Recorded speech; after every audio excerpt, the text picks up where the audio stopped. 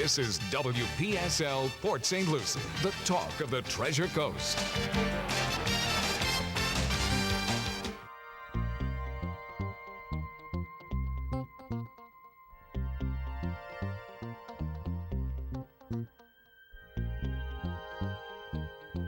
The views expressed on the following program are not necessarily those of WPSL. However, you are encouraged to like and share them on Facebook. Howard Insurance of Port St. Lucie now presents the African American Scene with Rudy Howard. Good evening, good evening, good evening. Always glad to be with you here on a Wednesday night. Oh, boy, we got lots of stuff going on. But first, let me make an announcement. My buddy Dominic Albanese is having a authors event Friday night at 6 o'clock. And if you want to come out and meet me, I've promised him that I will be there Friday at 6. And he is located at 1774 Southeast Port St. Lucie Boulevard. And the name of his shop is Poetic Justice Books and Art. And to get there, you can make a turn on Morningside. It's right in that little plaza there next to the bakery. Okay, so if you want to see me, I promised Dominic today that I will show up Friday at 6 o'clock. So I'll be there for at least an hour or so. So if you want to come out and meet me and yell at me and give me a piece of your mind, I'll be there. So you can drop off any books you want Rudy to read. Yeah, right. Recently, I've been getting books, and I appreciate it so much. I forgot the gentleman's name. He bought me 2 nice books, Sports Heroes. And I promise I will say your name next week. The books are out in the car. But in any event, we've got plenty going on. We've got John Bolton out there, and we got the Republicans that don't want to hear from him. And I'm having an open mic night tonight, so you get a chance to call in. I know you must have some pent-up frustration after listening and watching all of this stuff and not being able to say anything, so you can get your frustration out with me tonight. I may have a couple of out-of-state listeners. They told me they were going to pull it up on the web tonight, so let me give you that call-in number with the area code 772-340-1590. That's 772-340-1590. So let's talk about. We've got a lot going on. I'd like to know what you think. Do you think that there's anything untoward about what the president did? I will tell you, this book that I'm reading on the Constitution, this lady is absolutely dynamite, and I saw her on TV recently. I think I said her name last week. Her name is Kim Staley, and she is a law professor, and this is one really smart lady. Is Kim Wiley, W-E-H-L-E. And the book is called How to Read the Constitution. And she's a law professor, but she breaks it down so fundamentally so everybody can understand it. One of the things that I have learned going through this whole drama with Trump is our democracy is very fragile. I never looked at it as being fragile, but our democracy is very fragile. And it's fragile because a lot of what we have done has been based on norms and accepted practices for how we do things, some of which have been in place for over 100 years. But there was actually no law enforcing them. And I think when we get on the other side of this, there has to be a serious look at how we go forward, because there has to be some changes in the laws for how we are running our democracy. Because what Trump has done in many instances, he's obliterated the norms. And in some cases, there was no law in particular to restrain him, other than the fact that it has been traditionally done and accepted to be that way. And I find that pretty scary, especially. Listen, you can say you can be the hardest Republican on the planet, but if you're not concerned with his behavior, because I'm not talking about his behavior as it relates to him as a Republican, I'm talking about his behavior as it relates to being president of the United States and how that could affect us going forward. Let me just tell you a little bit about Kim's book, and one of the things that she talked about in there is how was our government formed? After separating from England, where the people were basically run and the country was run by the king, who was the final say-so in all matters pertaining to the people.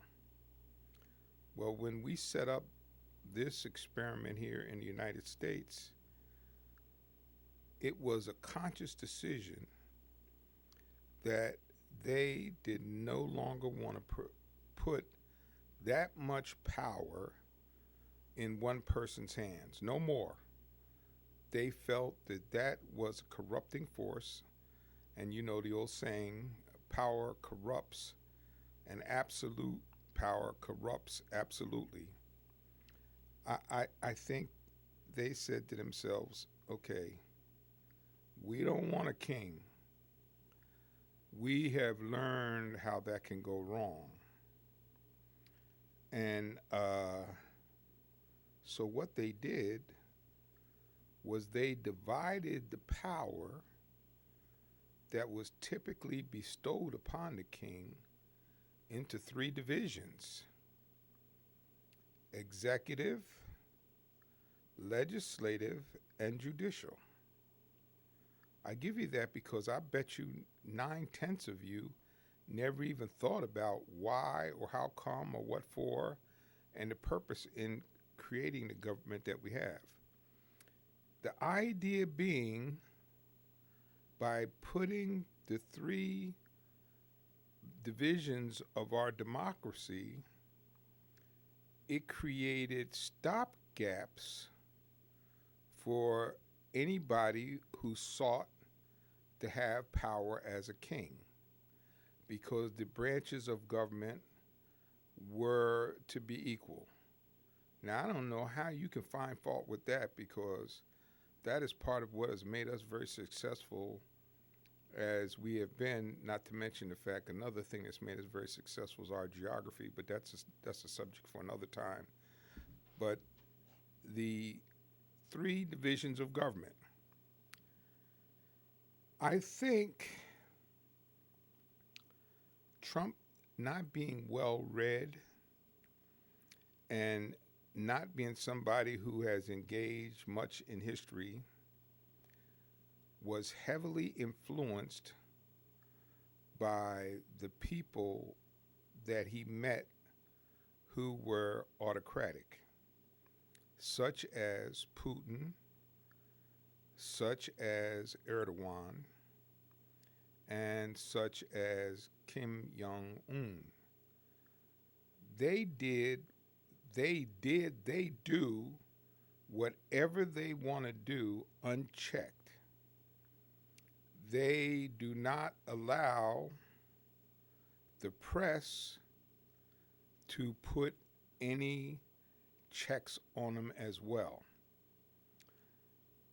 And because I think he was not engaged in history or in reading in depth more about who we are, he began to, knowing him as I have come to know him over the past few years, I think he became very attracted to the fact that they could do that, and he was the most powerful person in the world, and it didn't understand why he did not have the same power. Now, this is my conjecture.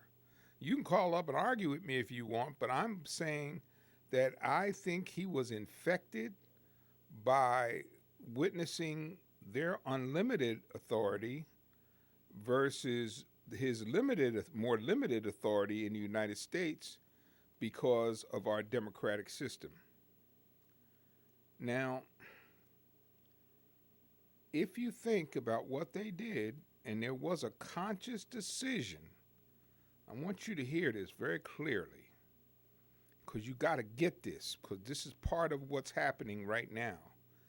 There was a conscious decision by the designers of the Constitution to make certain that there were stopgaps so no one person could seize power and control such as a king did in England. Now, maybe you disagree with that. Maybe you think we should have a king. If you disagree with the fact that these three branches of government were created and the purpose upon which they were created, please call me. I welcome your opinion. But as I told Steve last week, please don't call me up and give me no garbage, because I'll cut you off and you'll make me lose my temper, which I hate to do. But that number again is 772-340-1590. But we have these three branches of government.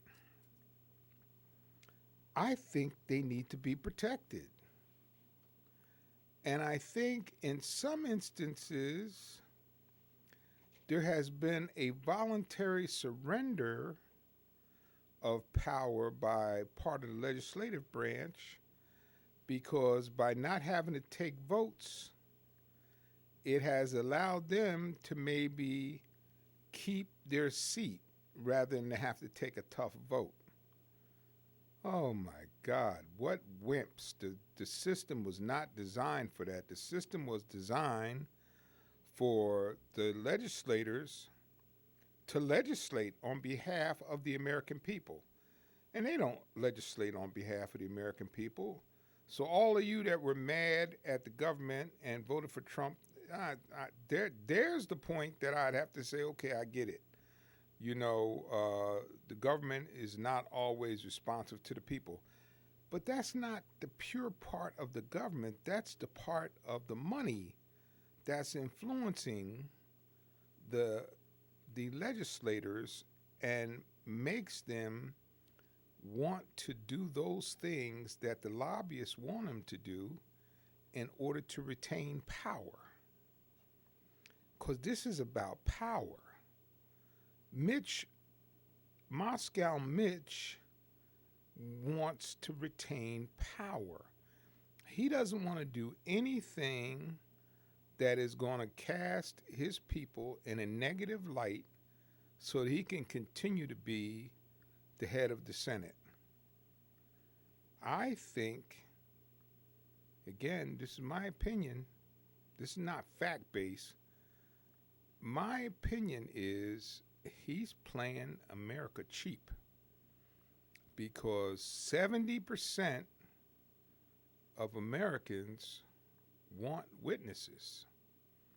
He's gambling that if he can just get by this and make it go away, that all of his members will be safe and be able to retain their seats, most of them. And I'm going to suggest, and you heard it here from me first, and if I'm wrong, I'll be the first person to say that I'm wrong. I'm going to suggest that some of them are going to be in a bloodbath, because the American people are going to not going to like what they're doing. Now, some of the American people may feel that this is not, an impeachment is not the remedy that should be applied. But while they may feel that way, I think the American people as a whole are pretty intelligent, and they're going to have a severe objection to not allowing witnesses to come forward. And let me say this to you also. They are scared to death of John Bolton.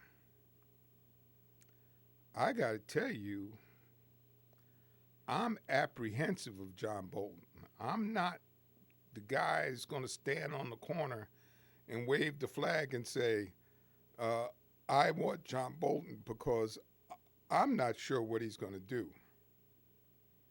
He's a lifelong Republican, and he's a neoconservative, and Lord only knows what he'll do if he comes in there. But given the information that we have, I do think that he should be allowed to testify, since he has firsthand information. And so should you. Put your daggone party aside and be a damn American and tell me whether or not, as an American, it makes sense for you to find out, good or bad, because I'm scared about what he might say, but I want to know what he has to say. Now, if you disagree with me, let's hear from you. She uses, now, one of the things that his defense keeps saying, and if you listen to me for a long time, you know I have a little bugaboo about this too. His defense says that part of what spurred his activity was the failure for Europe to make adequate contributions to Ukraine to help them with their defense and their military operations. Well, if you've listened to me for any length of time, you know one of the things that I had a bugaboo about is us paying too much money to foreign countries when we're not willing to provide money to help our people get health insurance. So I thought that, you know what, I might actually be on board with President Trump on that. So I went out and I did a fact check. And lo and behold, what I find on factcheck.org, Europe has contributed more than $16.4 billion to Ukraine since the invasion of Russia. Far more, almost triple the amount of money that the United States has spent. So what about that, huh? So that argument there is fallacious and makes no sense. So that one has to be thrown in the trash. And I was ready to support that argument, tell you the truth. That's why I went out there and did this research. I said, well, if he's right about that, I'm going to do a first. I'm going to have to say that I agree with his position on the contributions that have to be stepped up by Europe. But Europe has been paying more than their fair share of Ukraine's defense and providing with supplies and monetary assistance. So, and I feel that you just, you know, they say stuff and they think people will accept it, and unfortunately, most of you will accept it. And you won't take the time to do what I did, which is to go out there and research it to see whether or not it's true. You'll just say, my side said it, so it has to be true, and I'm going to roll with that. No. That's not being a good American. You can go out there and get the right answer. If the right answer is what he said is true, then fine. Then it's true. But if it's not true, don't propagate a false story because you're a Republican and he's a Republican. That just doesn't cut cut it with me. I said something on Facebook earlier this week, and to my surprise, every single progressive and Democrat I know agreed with me 100%. And what I basically said was, let me make this perfectly clear.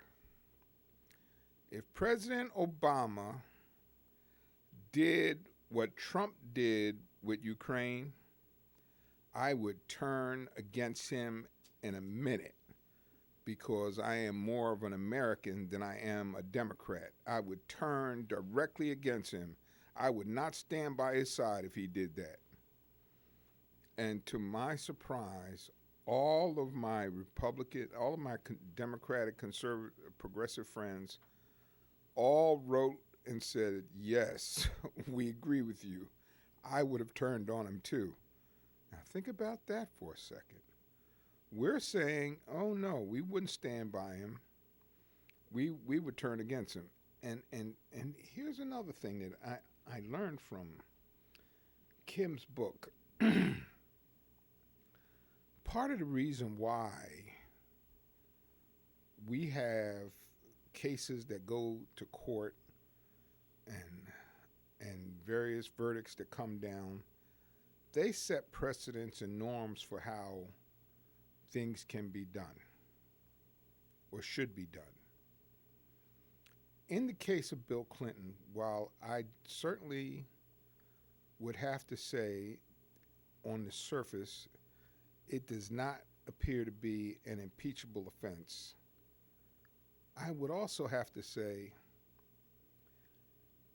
that it sent a loud, clear message to future presidents: you can't mess with the interns. That's out of bounds. That's what was established. It's out of bounds. If you do that, you're going to get yourself in a lot of trouble. And there's plenty of argument to be made for whether or not that was impeachable, but it certainly would seem to me in hindsight, and this really comes from my studying this book, that was justified because now it set a clear tone and pattern for any future president. I don't care how good she looks. I don't care if she looks like Marilyn Monroe or Halle Berry. You better walk away and don't touch her because that's out of bounds. So just give that some thought. And here's one, and I'm going to give you this, and then we're going to take a little break. Article came out today. Trump is employing a new tactic. He's got surrogates holding campaign events in black neighborhoods throughout the country where they're passing out cash. We're going to take a break. Think about that. And if you want to call in, I've been on a roll here doing a lot of talking, and I want to hear what you have to say. That number again is 340-1590. That's 340-1590. Passing out cash? That sounds like some swap shop fun to me. We'll be right back with more on the African American scene with Rudy Howard. Serving the entire Treasure Coast, Howard Insurance & Associates in Port St. Lucie offers a wide variety of insurance products, along with the very best customer service. Whether you're shopping for the best homeowners coverage at the most affordable value, contact Rudy Howard's team at Howard Insurance & Associates. If you need coverage for your vehicle, call Howard Insurance & Associates, 343-9878. That's 343-9878. Maybe you're planning to add a boat, motorcycle, or RV. Call Howard Insurance & Associates for your free quote at 343-9878 and get the coverage you need at a cost that will fit your budget. For home or business, auto or recreational vehicle, choose Howard Insurance & Associates, 600 Southwest Darwin Boulevard, Suite 206, Port St. Lucie. And for your free rate quote, call them at 343-9878, 343-9878. WPSL Storm Team 5 Treasure Coast weather is brought to you by Seacoast Air Conditioning. Now with our forecast, here's meteorologist Steve Villanueva. Good day, everyone. Steve Villanueva here. It was a warm one here in South Florida. Overnight tonight, though, changes. A storm system will work its way across the area and bring us some rain starting late this evening, lasting during the overnight hours and into tomorrow morning. Temperatures tonight, a mixture of 50s and 60s. Tomorrow morning, some showers for the morning commute. Then we clear on out as the day goes on. Daytime highs tomorrow, middle to the upper 70s. Then we're tracking another system that approaches later Friday into Saturday. That one could bring us some strong storms as we head into Friday night.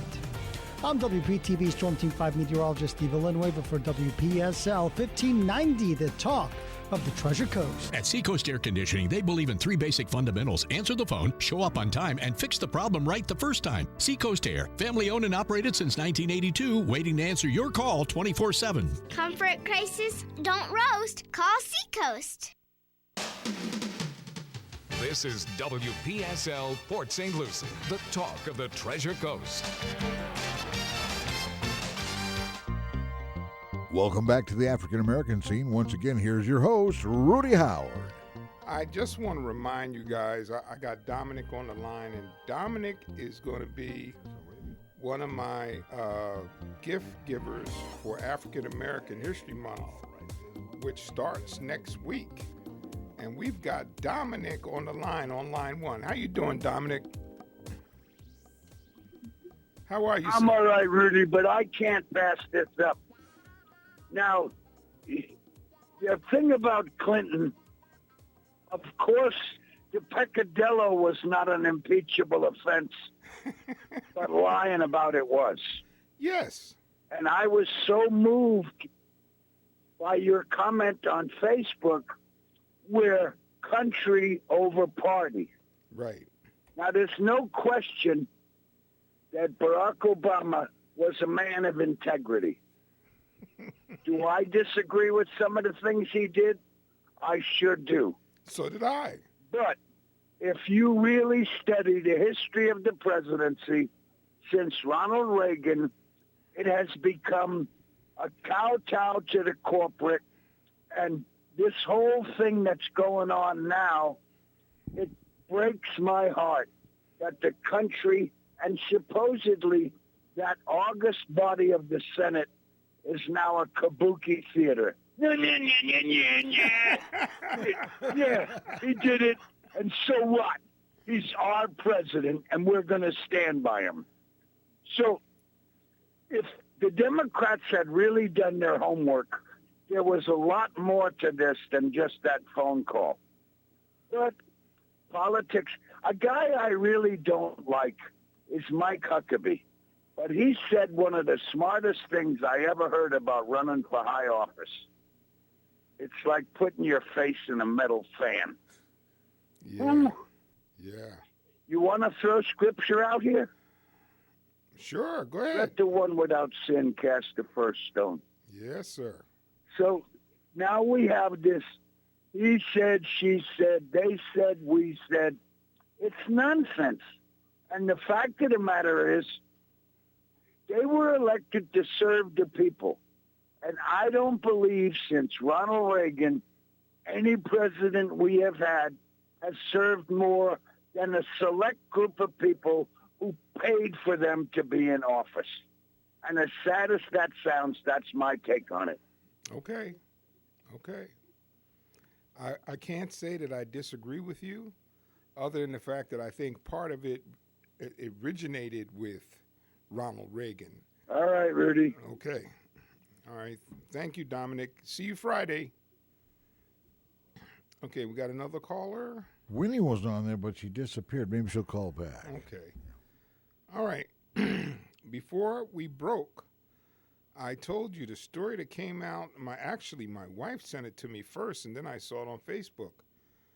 Trump's got surrogates setting up around the country in black neighborhoods, and they're passing out cash to people that attend these campaign events. So, well, you have to say he may not be reaching out He's reaching out in cash. But anyway, Bob in Port St. Lucie, how are you, sir? Hey, Rudy, how you doing? Okay. Listen, as far as John Bolton's book is concerned, I think that the Republicans are scared, and I think that that information should be published, should be public knowledge. Yes. It's funny, everything that is supposed to be classified, top secret, somehow the Russians, the Chinese, the North Koreans, all of these countries who we don't want to have the information have it. And yet the American people can't have it. That is a disgrace. I agree. I said earlier, maybe you didn't hear me, I think President Trump got infected by being around these autocrats and being the president of the most powerful country in the world. He couldn't understand why he did not retain the same level of power as them. So I think it made him act in the way that he did, because in some ways he envied that uncontrolled power they have versus the power he has, which is limited by our three branches of government. So I don't know, but yes, I agree with you. I'm glad that you said that. I don't know how you or anybody, Republican or Democrat, could say that they don't want to hear his testimony. He was in the White House, in the face of the president.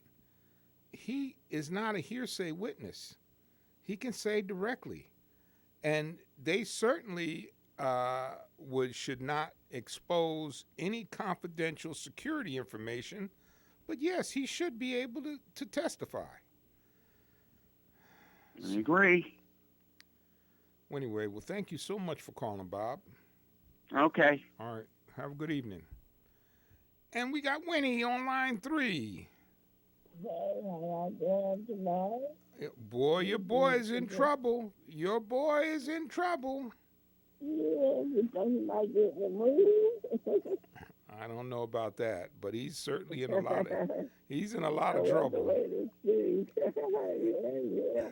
I know you were saying before. I heard they say that he giving out money to black neighborhood. What for the people to vote for him? Yeah. What the article is?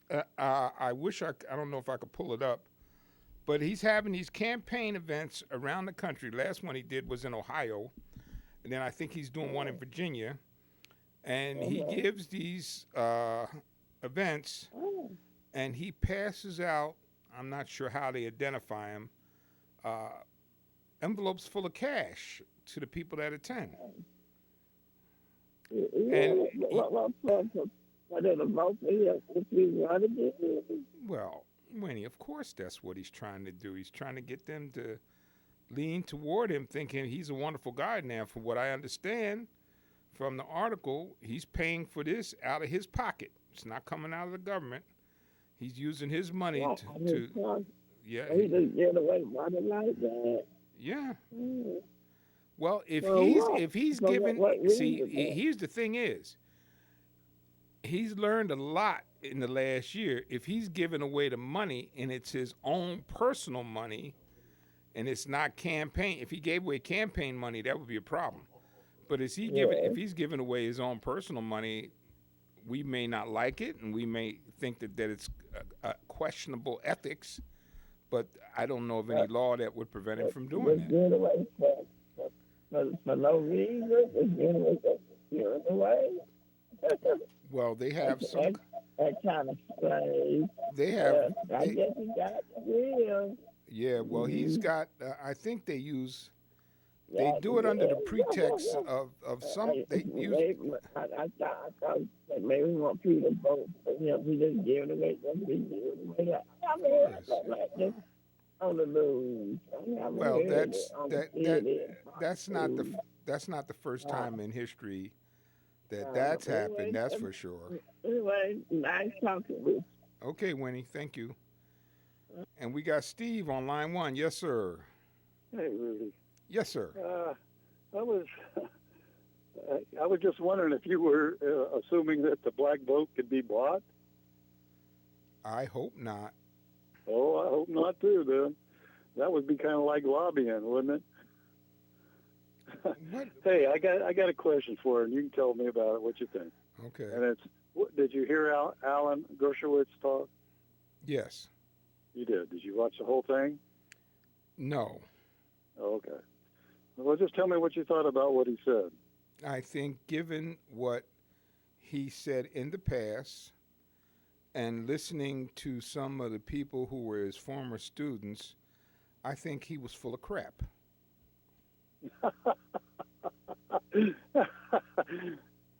I like this. I like this day today. This Wednesday, you're full of assumptions and opinions. No. No. Well, my mom always told me, if you don't know what you're talking about, keep your mouth shut. But go ahead. So no. You ask me, and I'm giving you the factual basis for my opinion. I heard what he said during the Clinton trial, and I have heard several of his former law students say they don't accept that reasoning, and it's contrary to what he taught them when they were in law school. So this ain't Rudy Howard's opinion. I'm going based on what he said in the past. See, you can't get the separation between what I'm giving you is what he said in the past and the information from former students of his who are now lawyers and said that is not consistent with what he taught them when they were in law school.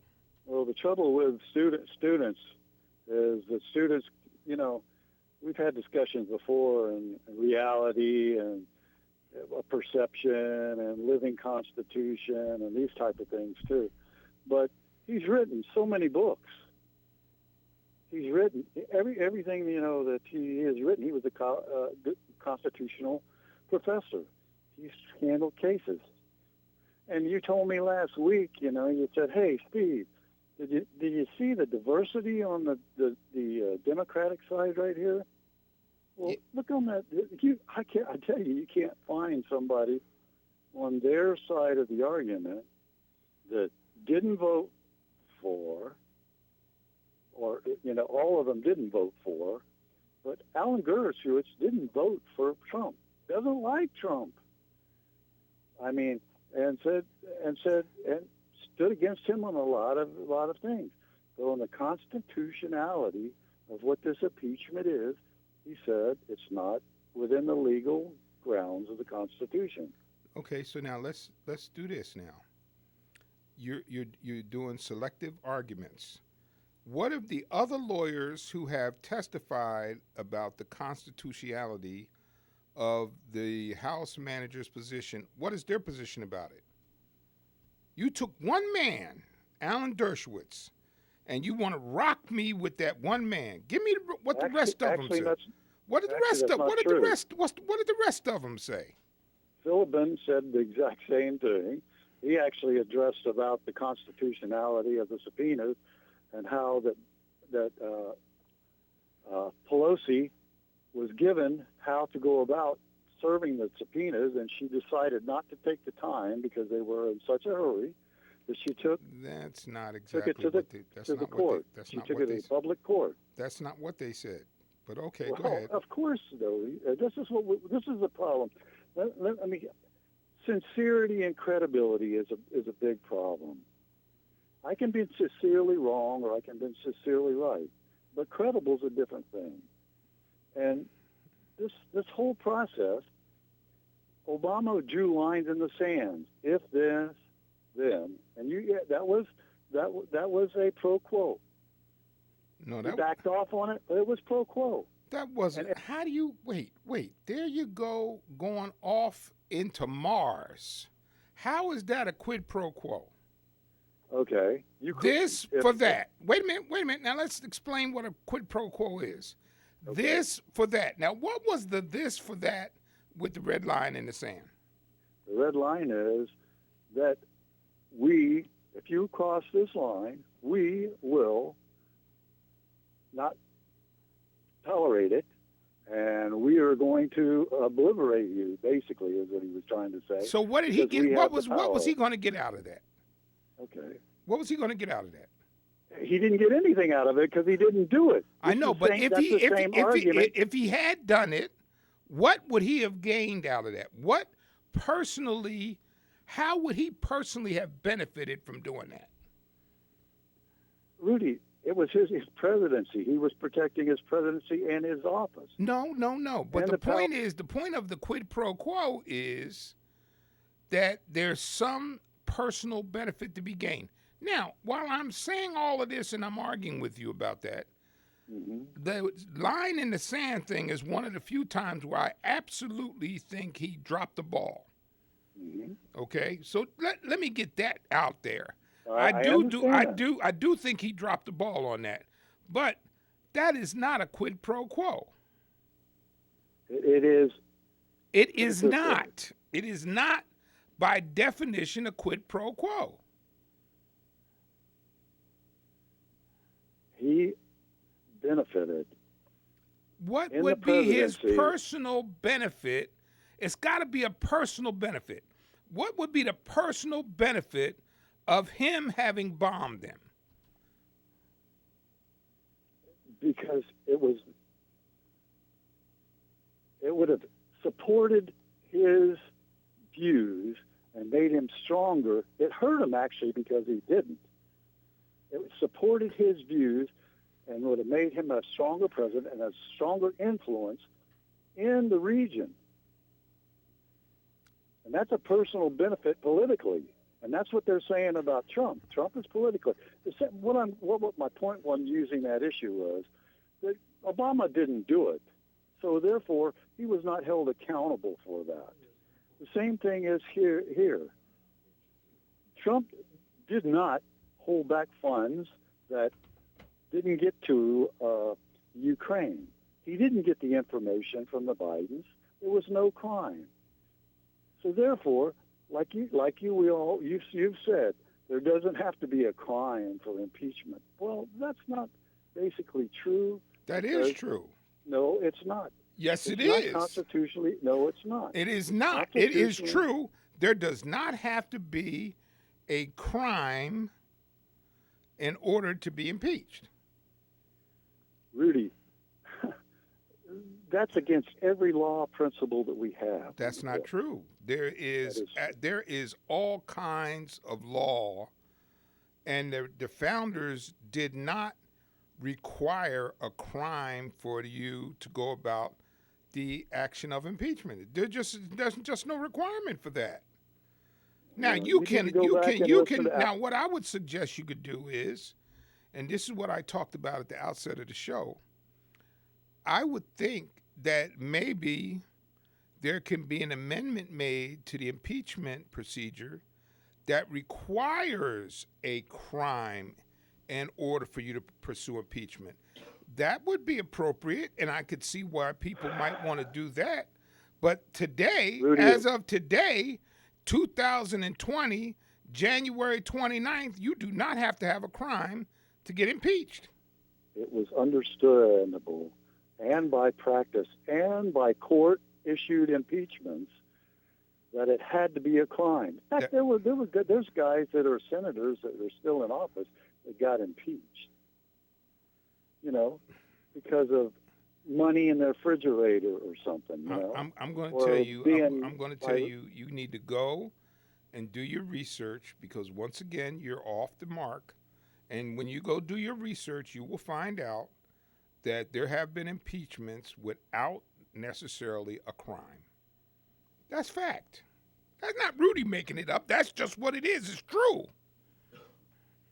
Give me a name. Andrew Johnson. Trump was just impeached, and he didn't commit a crime. He was impeached. Oh, wow. Oh, wow. You just said he didn't create it? Okay. He wasn't guilty of a crime. He was guilty of lots of things that are threatening to our democracy, but he did not commit a crime. But he violated the basic principles of how our democracy was founded. How did he do that? I'm not going to go into that with you, but I want you to I want you to go do some research. Okay? Go do some research, and you will find out, and especially you can look into Andrew Johnson's situation, and you will find out that you can be impeached, and you do not have to commit a crime. But why then have all along this case, Mueller and Schiff, and all the hearings, they have said that he is the most corrupt, he is the most immoral, he is the most criminal of presidents. Okay. Well, see, that don't tell me that it's not a criminal act of impeachment. This has been a hunt of assumption, allegations all along from the beginning. When they didn't have anything, they kept pushing for more. Well, an allegation, Rudy, I can make an allegation about anybody. I can make an allegation out you and make you have to defend yourself. But allegation, like I told you, sincerity is not credibility. And following the law means following the law. The Democrats have circumvented the law. They have not. Is that they should have gone through the right process. And first of all, let me tell you what I feel about Trump.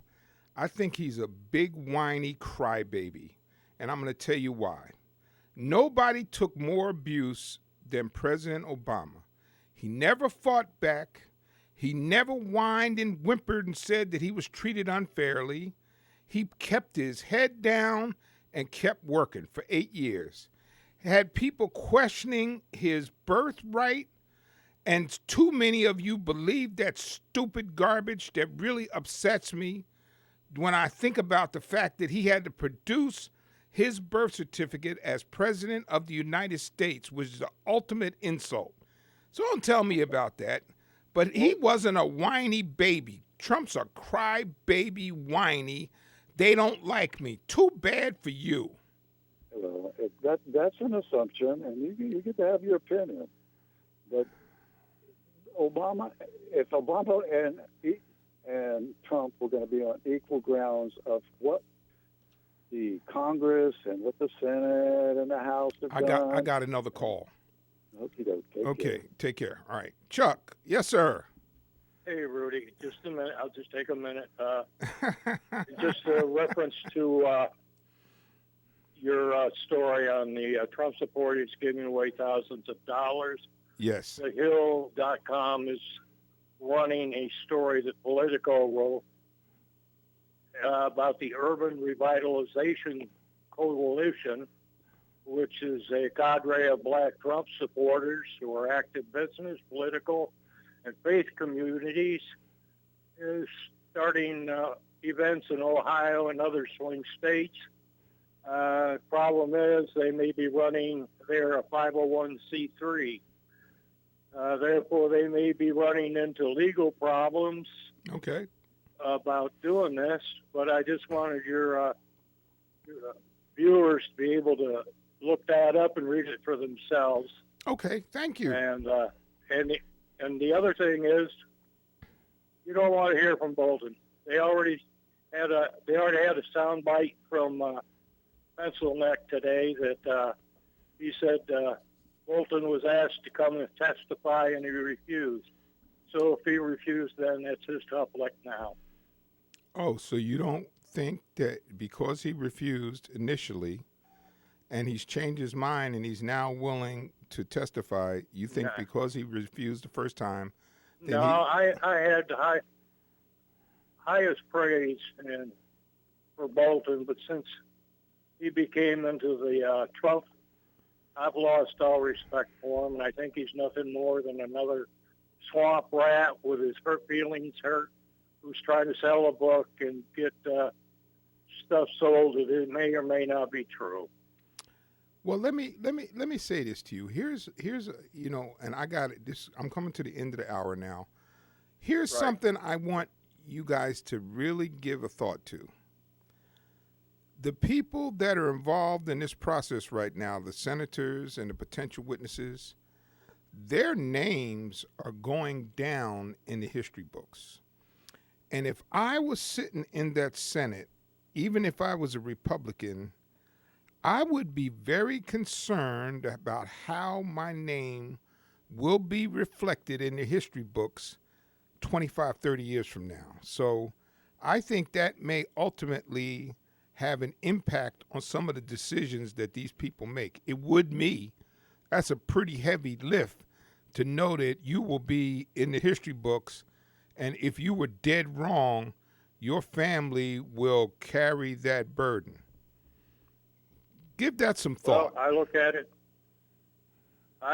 it as if they do what their constituents want, they have no worry about what history thinks. Well, 70% of the people want witnesses. So that means most of the constituency wants witnesses. This is nothing more than the Kavanaugh hearing again. I mean, they couldn't get anywhere, and all of a sudden Feinstein comes up with Dr. Ford. Now all of a sudden they want to pull up Bolton. So it's just the Kavanaugh hearing again. Not so, but anyway, okay. I gotta let you go. Yeah, call back next week. Okay. All right. Thank Bye-bye. you, Chuck. Thanks, Chuck, for sharing that information about the contributions. And I didn't realize that there was a potential trouble because what I had read, admittedly, I didn't read it thoroughly. What I read said that he was giving the money out of his own pocket. But I'd like to thank you so much for listening to the African American scene. I would like to God bless and be safe, and I will see you next Wednesday right here for the African American scene. And we have some IRSC basketball coming up. I wonder if Greg's standing by on the Skype, because if he is... We are. Hey. Yeah, we've got about 8 minutes to go here in the ladies' game. So we'll probably come back on at about 7:20 or 7:25 is my guess. Bucket by IRSC. All Up right. 88-50 over ASA. Wow, ASA in town tonight for the big game. All right, coming up about 7:20, we'll have our pregame show. Thank you, Greg, and thank you, Rudy. All right. The African American Scene has archives on YouTube. Look for WPSLTV.com. This is WPSL Port St. Lucie, the talk of the Treasure Coast.